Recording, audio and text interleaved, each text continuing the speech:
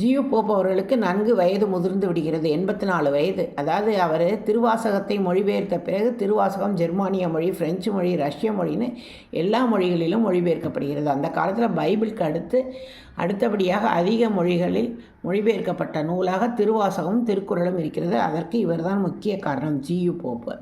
வயது முதிர்ந்து 84 வயது ஆகுது. நான் இறந்து போனால் என்னுடைய உடலை இங்கிலாந்தில் அடக்கம் செய்ய வேண்டும்.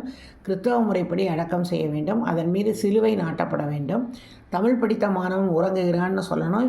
என்னுடன் சேர்த்து ஒரு திருக்குறள் திருவாசக புத்தகத்தையும் நீங்கள் வைக்க வேண்டும். என்னுடைய கல்லறைக்கான செலவை தமிழ்நாடு ஒரு பகுதியை ஏற்றுக்கொள்ள வேண்டும். தமிழ் மக்கள் ஏற்றுக்கொள்ள வேண்டும். ஏனென்றால் அவர் திருவாசகம் தமிழ் மொழியில் தானே இருந்தது. அதன்படி எல்லாருக்கும் சர்க்குலர் போகுது. எல்லா ஸ்கூல்லேருந்தும் ஒவ்வொரு பிள்ளைகளும் 1 அணா 2 அணான்னு கொடுக்குறாங்க. அப்போ ஒரு பையன் மட்டும் 5 ரூபா கொடுத்தானா. அந்த தலைமை ஆசிரியர் மயக்கம் போட்டு விழுந்துட்டாரா. ஏன்னா அவருக்கே சம்பளம் 5 ரூபா தானா. எப்படிடானா, நான் டெய்லி ஒரு திருவாசகம் எங்கள் அப்பா எனக்கு சொல்லி கொடுத்தார்.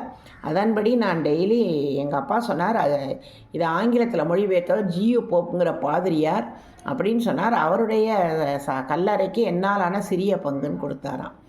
இப்படி தமிழ் மொழிக்கு வேறு மதத்தை சார்ந்த, வேறு மதத்தை பரப்ப வந்த ஒருவர் அற்புதமான பணியாற்றி உலகம் முழுக்க திருவாசகத்தின் பெருமையை கொண்டு சேர்த்தவர். திருவாசக